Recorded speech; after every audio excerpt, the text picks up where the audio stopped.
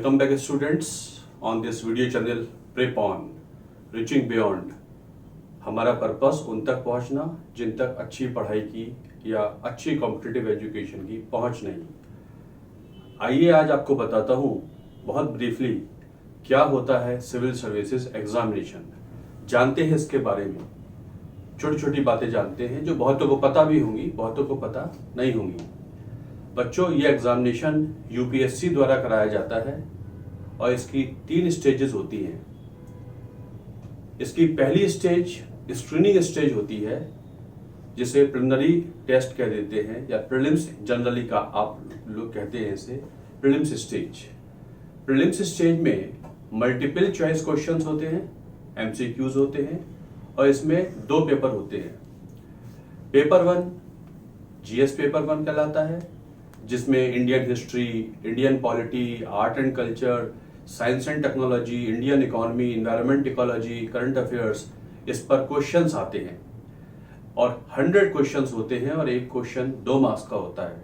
मतलब 200 मार्क्स का पेपर हो गया और 100 क्वेश्चंस हो गए। टफ होता है, नेगेटिव मार्किंग पैटर्न होता है। अगर इसमें 100 क्वेश्चंस में से आप 60 क्वेश्चंस करेक्ट कर ले जाते हैं नेगेटिव मार्किंग में, I repeat, then you are safe. कहने का मतलब आप मेन स्टेज में पहुंच सकते हैं। दूसरा पेपर होता है GS2, जिसे CSET civil services aptitude test कह देते हैं। इसमें 80 क्वेश्चंस होते हैं, 80 questions are there and 2.5 marks each and again 200 marks. इसमें बच्चों क्वालिफाइंग होना होता है। इसमें बहुत 33% मार्क्स लाने हैं। 33% मार्क्स नहीं आएंगे तो आपके जीएस पेपर 1 में 100% भी आ गए हो तो कोई फर्क नहीं पड़ेगा। 33% मार्क्स इसमें आ जाएंगे तो आप इसे क्वालिफाई कर जाएंगे और GS1 पेपर के बेस पर लगभग वैकेंसी का 13 गुना बच्चे पहुंच जाएंगे मेन स्टेज में। बैठते तो इसमें 12 से 16 लाख लोग हैं, मतलब अप्लाई करते हैं, लेकिन एक्चुअल अपीयरेंस 40% की ही पाई जाती है। मतलब 50% मार्क्स भी टच नहीं होता, अप्लाई कर देते हैं। समझ लीजिए, वैकेंसी का 13 गुना, मतलब अगर यूपीएससी ने 1000 वैकेंसी निकाली है तो 13 गुना ही बच्चे मेन स्टेज में पहुंचेंगे। अभी जो मेन स्टेज है ये बहुत ही इंपॉर्टेंट स्टेज होती है और यहीं पर सब कुछ डिसाइड होता है। यहाँ पर आपकी रियल एबिलिटी चेक होती है, यहाँ आपकी नॉलेज बेस चेक होता है, आपका एनालिटिकल एबिलिटी चेक होती है, आपका 2 सब्जेक्ट्स का इंटीग्रेशन की नॉलेज चेक होती है, कैसे आप 2 सब्जेक्ट्स में ओवरलैपिंग पॉइंट्स को इंटीग्रेट कर सकते हैं। इंडियन पॉलिटी की इशू को लेकर आप इंटरनेशनल इशू से कंसर्न ला सकते हैं। आप इंडियन इकोनॉमी की इशू को ज्योग्राफी की इशू से कंसर्न में ले सकते हैं। एनवायरमेंट इकोलॉजी को आप ज्योग्राफी से कंसर्न ले सकते हैं। दिस वे इंटीग्रेटिव एबिलिटी कितनी है आपकी सिलेबस में, ये बहुत मैटर करता है। और यहाँ पर कुछ पेपर्स होते हैं, जैसे कि सबसे पहले होता है ऐसे। आपको 2 ऐसे लिखने होते हैं। 250 नंबर का पेपर है पेपर 1। ऐसे पॉलिटिकल हो सकता है, सोशल टॉपिक्स पे हो सकता है, फिलोसफिकल भी हो सकता है। आपको क्वेश्चन दे देंगे और आप उसको एक्सपेंड करेंगे। सोशल टॉपिक हो सकता है, कंडीशंस ऑफ वीमेन पे हो सकता है, इन्वायरमेंटल डिग्रेडेशन पे हो सकता है, डिजास्टर मैनेजमेंट पे हो सकता है, या करप्शन पे हो सकता है, या चाइल्ड अब्यूज पे हो सकता है, या एथिक्स पे हो सकता है, या कोई कोटेशन दे दिया उसको आप कितना एक्सपेंड कर सकते हैं इस पे हो सकता है।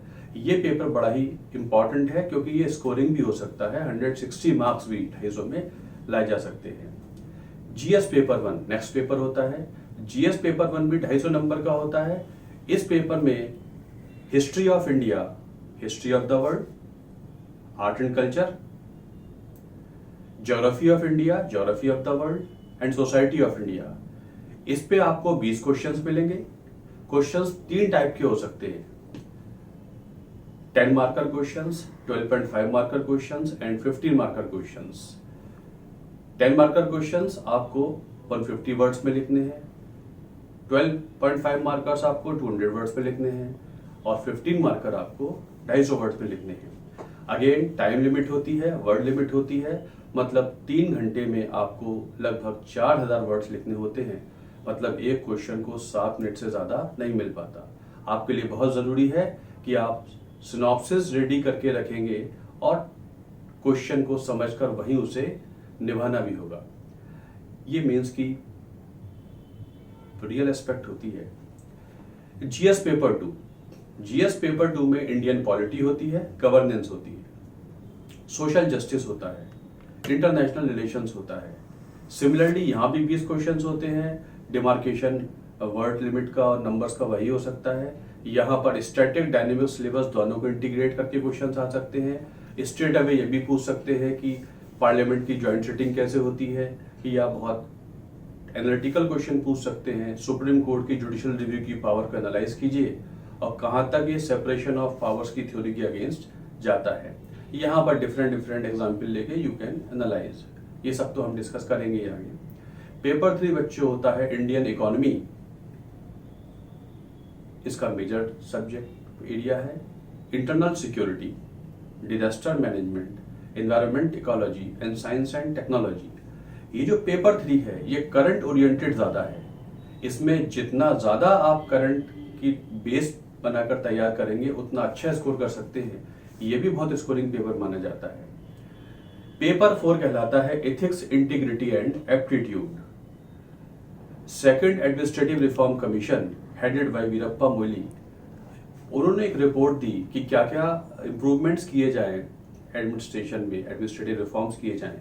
एक रिपोर्ट का नाम था एथिक्स इन गवर्नेंस। उसके बेस पे डिसाइड किया गया क्यों ना एक ऐसा पेपर ले लें सिविल सर्विसेज में जो बच्चों को, एस्पिरेंट्स को एथिकल लेवल पे चेक कर सके। तो ये पेपर 4 होता है एथिक्स, इंटीग्रिटी एंड एप्टीट्यूड। ये भी 250 नंबर का होता है। यहाँ भी क्वेश्चंस एनालिटिकल एबिलिटी के आते हैं। यहाँ पर आपकी इंजेन्युइटी बहुत काम आती है, आपके अपने एग्जाम्पल्स बहुत काम आते हैं। डे टू डे डेवलपमेंट्स को आप इंटीग्रेट कर सकते हैं। जितना इंजेन्युइटी होगी आंसर में, जितना फ्रेश होगा आंसर, उतने ज्यादा मार्क्स मिलने की संभावना होती है। तो ये जो 4 पेपर है जीएस के, ये 1000 नंबर के हो जाते हैं। और इसमें एक ऐसे का पेपर 250 नंबर का, मतलब 1250 नंबर हो गए। ये सबके लिए कंपलसरी है। अब एक ऑप्शनल सब्जेक्ट चूज करना पड़ता है। आप किसी भी बैकग्राउंड के हो, कोई भी ऑप्शनल पेपर चूज कर सकते हैं। ऑप्शनल पेपर में 2 पेपर होते हैं। पेपर 1 250 मार्क्स, पेपर 2 250 मार्क्स, मतलब 500 नंबर। कोई भी पेपर चूज कर सकते हैं। तो ये जो मेन स्टेज है, ये समझ में आया कि ये 1750 मार्क्स की है, 1750 नंबर की है। इन पेपर्स को देने के बाद आप अपना रियल टैलेंट दिखा चुके होते हैं। यहां पर कट ऑफ तो हो सकता है 787 हो जाए, 790 हो जाए, 810 हो जाए, 815 हो जाए, लेकिन कट ऑफ पे ऐसे क्वालिफाई करने से कुछ फायदा होने वाला नहीं है। यहां पर यह कोशिश की जाए कैसे हम 900 प्लस, मतलब 1750 में से कैसे 925, 910, 900 मार्क्स तो ले ही आए, तभी जाके ऊंची रैंक पर मिलने की संभावना है। और मेन जो सर्विसेज हैं, Indian administrative service, Indian foreign service, Indian police service वगैरह मिल सकती हैं। इससे जब आप क्वालिफाई कर लेंगे तो आप पर्सनैलिटी टेस्ट में पहुंचते हैं, जो 275 मार्क्स का होता है। यूपीएससी का एक बोर्ड होता है, दे बॉम्बार्ड यू विद क्वेश्चंस। वो आपकी एचआर इश्यूज पे क्वेश्चन दाग सकते हैं, वो आपके डिटेल्ड एप्लीकेशन फॉर्म से क्वेश्चन बनाते हैं, आपके करियर से बना सकते हैं, एजुकेशन से बना सकते हैं। बेसिकली यहाँ पर आपको वो आपकी स्ट्रेस कितना आप ले सकते हैं, प्रेजेंस ऑफ माइंड क्या हो सकती है, आप कैसे अपने आप को कंडक्ट करते हैं, कितना कॉन्फिडेंस लेवल आपका है कन्वर्सेशन में, इसको देखते हैं। इन सबको मिलाकर टोटल मार्क्स हो जाते हैं 2025 मार्क्स। 2025 मार्क्स में अगर आप 1100 नंबर के लिए काम करते हैं तो कोई वजह नहीं है कि आप टॉप रैंक्स में नहीं आ सकते। ये तो एग्जामिनेशन पैटर्न हो गया। अब बच्चे एलिजिबल कौन कौन हो सकते हैं? ग्रेजुएट, जो भी ग्रेजुएट है इस कॉम्पिटिशन को दे सकता है, किसी भी स्ट्रीम से हो, और 1 अगस्त को आपकी एज 21 साल हो जानी चाहिए और जनरल कैटेगरी के लिए 32 साल ना हुई हो। सिमिलरली ओबीसी कैटेगरी के लिए 35 साल ना हुई हो। सिमिलरली SC ST वगैरह के लिए 37 ईयर्स ना हुई हो। यहाँ पर अटेम्प्ट्स की भी लिमिटेशन है। जनरल कैटेगरी के लिए अटेम्प्ट्स 6 हुआ करते हैं, मतलब 21 से 32 तक आप 6 बार अटेम्प्ट कर सकते हैं। ऐसे ही ओबीसी कैटेगरी के लिए ये 9 अटेम्प्ट हो जाते हैं। SC ST के लिए अटेम्प्ट्स की लिमिटेशन तो नहीं है, बट एज की लिमिटेशन 37 साल है। तो ये बेसिक्स इस कंपटीशन के हैं। आशा करता हूं आपको ये बेसिक पैटर्न समझ में आया होगा। आने वाले वीडियो में हम डिस्कस करेंगे कि यूपीएससी का सिलेबस क्या है और क्या स्ट्रेटेजी होनी चाहिए, कैसे बिगिन किया जाए, इस डिफिकल्ट कंपटीशन को सिंपली निर्वाह किया जाए। कठिन नहीं है, बस स्ट्रेटेजी बनाने की देर है। और प्रेपॉन आपको एश्योर करता है कि हम स्ट्रेटेजी भी बनाएंगे, एनालाइज भी करेंगे और बहुत ही स्मूथली हमारी तैयारी उस डेस्टिनेशन की ओर बढ़ती जाएगी जिसके लिए हम काम कर रहे हैं। Thanks for watching this video.